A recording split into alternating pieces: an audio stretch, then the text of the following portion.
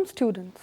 Today we will discuss epidemiology of chronic non-communicable diseases and conditions. The objectives that we shall take into consideration are epidemiology of chronic non-communicable diseases, coronary heart disease and its epidemiology, hypertension and its epidemiology, cancer and its epidemiology, blindness and its epidemiology. Epidemiology is the study of how often diseases occur in different groups of people and why. Epidemiological information is used to plan and evaluate strategies to prevent illness and as a guide to the management of patients in whom disease has already developed. So, let us begin. Coronary heart disease and its epidemiology. Coronary heart disease or CHD is the narrowing of small blood vessels that supply blood and oxygen to the heart. CHD is also called coronary artery disease. Coronary heart disease is caused by the buildup of plaque in the arteries to your heart. Coronary heart disease is the most common cause of death in the UK. 1 in 5 men and 1 in 7 women die of coronary heart disease. There are 80,000 deaths from CHD in the UK each year. Death rates from CHD are highest in Scotland and the north of England and lowest in the south of England. There has been a 4-fold rise of CHD prevalence in India during the past 40 years. Current estimates from epidemiological studies from various parts of the country indicate a prevalence of CHD to be between 7% and 13% in urban, 3 to 5 and 2% and 7% in rural populations. Epidemiological studies have shown that there are at present over 30 million cases of CHD in this country. The burden of CHD in India can be explained by the alarming rise in the prevalence of coronary risk factors like diabetes, hypertension, atherogenic dyslipidemia, smoking, central obesity, and physical inactivity. Risk factors that increase the chance of developing CHD are smoking, high blood cholesterol, high blood pressure, diabetes, physical inactivity, being overweight, depression, social isolation, and a lack of social support. Diagnosis of coronary heart disease could be brought about by electrocardiogram or ECG or stress ECG, echocardiogram, angiogram. There is no cure for coronary heart disease. However, if you have coronary heart disease, there are a range of treatments your doctor might recommend. For instance, medicines like aspirin, anti-anginal medications, ACE blockers, beta blockers, angioplasty, and stent implantation. Bypass surgery, implantable cardiac defibrillators, hypertension and its epidemiology. Blood pressure is the force of blood pushing against the wall of arteries as the heart pumps blood. High blood pressure, also called as hypertension, means the pressure in the arteries is higher than it should be. The systolic pressure occurs when the left ventricle is most contracted. The diastolic pressure occurs when the left ventricle is most relaxed prior to the next contraction. Normal blood pressure at rest is within the range of 100 to 140 millimeters mercury, systolic, and 60 to 90 millimeters mercury. According to the data from the National Health Examination Surveys, the age-adjusted prevalence of hypertension varies from 18 to 32%. There is a strong correlation between changing lifestyle factors and increase in hypertension in India. The nature of genetic contribution and gene-environment interaction in accelerating the hypertension epidemic in India needs more studies. Pooling of epidemiology epidemiological studies shows that hypertension is present in 25% urban and 10% rural subjects in India. At an underestimate, there are 31.5 million hypertensives in rural and 34 million in urban populations. A total of 70% of these would be stage 1 hypertension, where systolic blood pressure is 140 to 159 or diastolic blood pressure is 90 to 99 mm per Hg. Recent reports show that borderline hypertension, which is also known as systolic blood pressure, which ranges from 130 to 139, and diastolic blood pressure is 85 to 89 mm per Hg. And stage 1 hypertension carry a significant cardiovascular risk, and there is a need to reduce this blood pressure. There are many mechanisms that can be the reason behind causing hypertension, which may include genetics, autonomic nervous system, renin-angiotensin-aldosterone system. Once the diagnosis of hypertension has been made, physicians will attempt to identify the underlying cause based on risk factors and other symptoms. The first line of treatment for hypertension is lifestyle change, including dietary changes, physical exercise, and weight loss. These have all been shown to significantly reduce blood pressure in people with hypertension. Several classes of medications, collectively referred as antihypertensive medications, are available for treating hypertension. Cancer and its epidemiology. A simple definition of cancer is a relatively autonomous growth of a tissue. A carcinogen is an agent that causes cancer.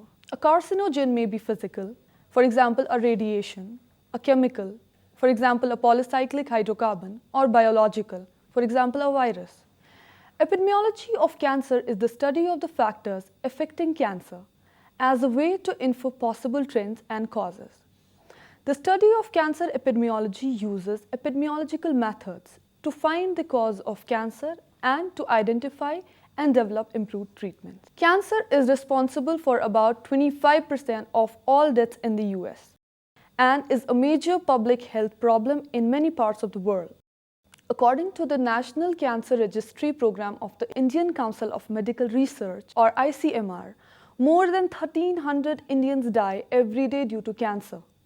Between 2012 and 2014, the mortality rate due to cancer increased by approximately 6%. In 2012, there are 4,78,180 deaths out of 29,34,314 cases reported. In 2013, there are 4,65,169 deaths out of 30,16,628 cases. In 2014, 4,91,598 people died out of 28,20,179 cases. As per Population Cancer Registry of Indian Council of Medical Research, the incidence and mortality of cancer is highest in the northeastern region of the country. When cancer begins, it invariably produces no symptoms. Signs and symptoms only appear as the mass continues to grow or ulcerates. The findings that result depend on the type and location of the cancer. Few symptoms are specific, with many of them also frequently occurring in individuals who have other conditions. Cancer is the new great imitator. The symptoms usually can be classified as local effect and systemic symptoms. Cancer can spread from its original site by local spread, lymphatic spread to regional lymph nodes, or by blood to the distant sites.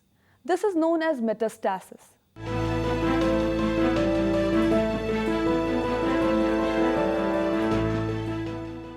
Common environmental factors that contribute to cancer death include tobacco, diet and obesity, infections, radiation, stress, lack of physical activity, and environmental pollutants.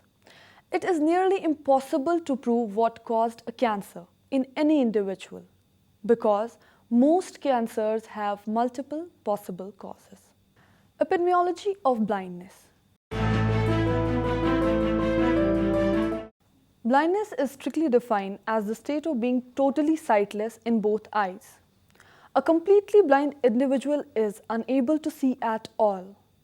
The word blindness, however, is commonly used as a relative term to signify visual impairment or low vision, meaning that even with eyeglasses, contact lenses, medicine, or surgery, a person does not see well. Vision impairment can range from mild to severe. It is estimated that approximately 700,000 people in the US meet the legal definition of blindness.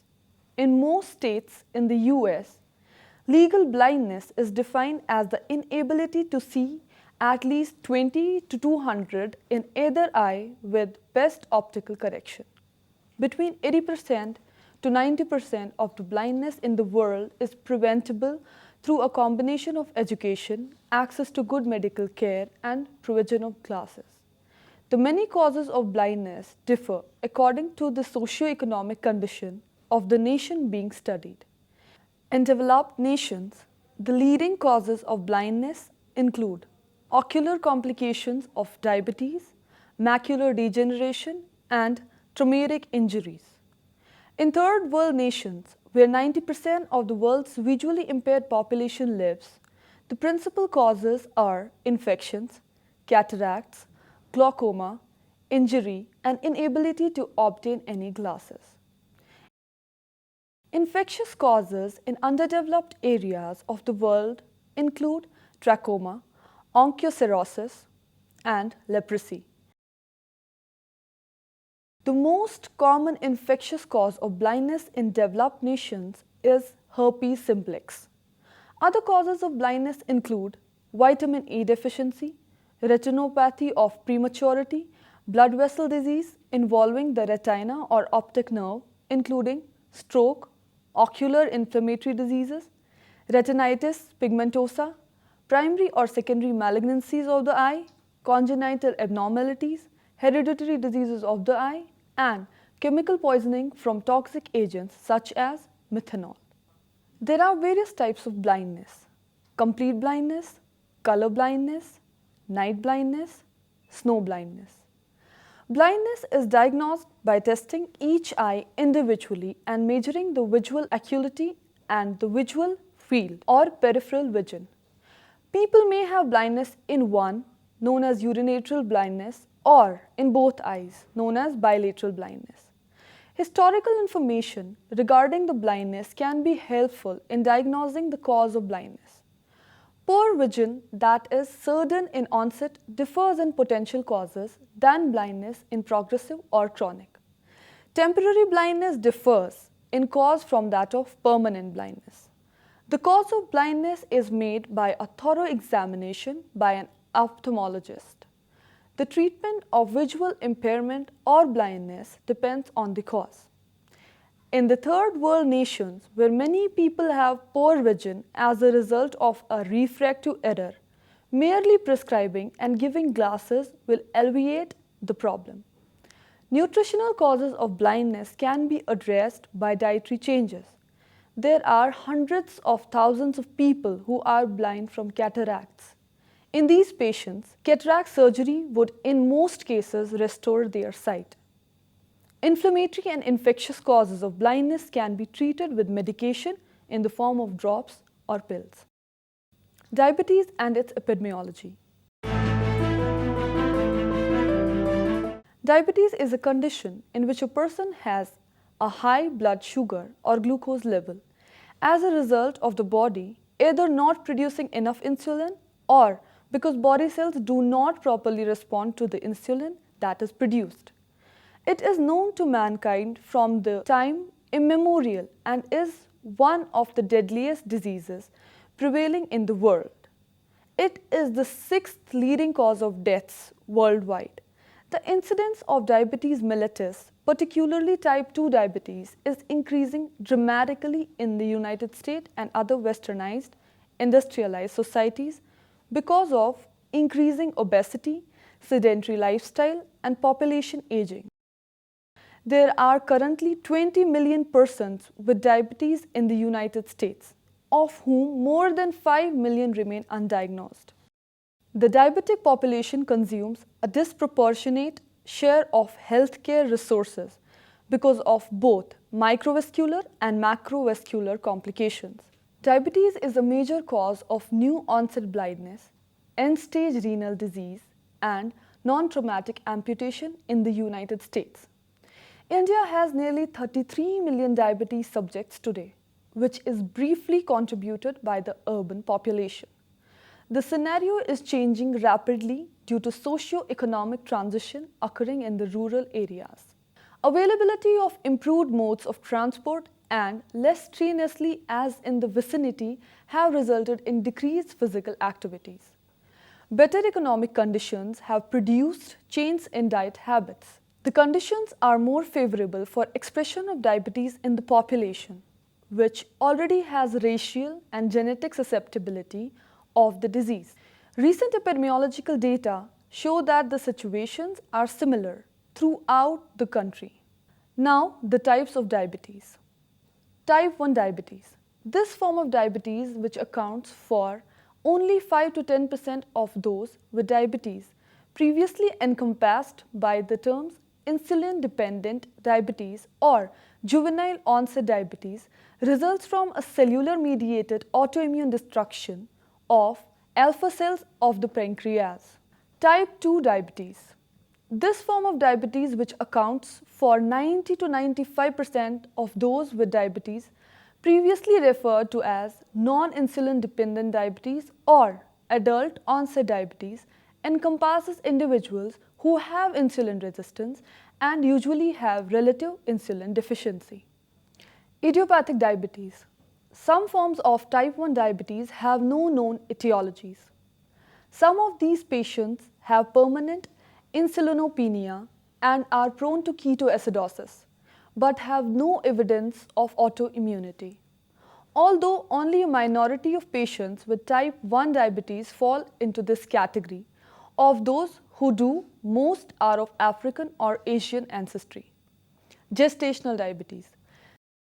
Gestational diabetes mellitus resembles type 2 diabetes in several respects, involving a combination of relatively inadequate insulin secretion and responsiveness. It occurs in about 2 to 5% of all pregnancies and may improve or totally disappear after delivery. Gestational diabetes is fully treatable but requires careful medical supervision throughout the pregnancy. Signs and symptoms of diabetes. The most common symptom of diabetes mellitus are those of hyperglycemia, an osmotic diuresis caused by glycosuria leading to urinary frequency, polyuria, and polydipsia that may progress to orthostatic hypotension and dehydration. Severe dehydration causes weakness, fatigue, and mental status changes. If a diagnosis of diabetes is made, the clinician must feel confident that the diagnosis is fully established, since the consequences for the individual are considerable and lifelong. The requirements for diagnostic confirmation for a person presenting with severe symptoms and gross hyperglycemia differ from those of the asymptomatic person with blood glucose values found to be just above the diagnostic cutoff value. Severe hyperglycemia detected under conditions of acute infective, traumatic, circulatory or other stress may be transitory and should not in itself be regarded as diagnostic of diabetes. The diagnosis of diabetes is an asymptomatic subject and should never be made on the basis of a single abnormal blood glucose value. For the asymptomatic person, at least one additional plasma or blood glucose test result with a value in the diabetic range is essential, either fasting from a random casual sample or from the oral glucose tolerance test. Glycated hemoglobin reflected average glycemia over a period of weeks was thought to provide such a test. With everything explained, we will now conclude our lecture. Hope I was able to make you understand. Thank you.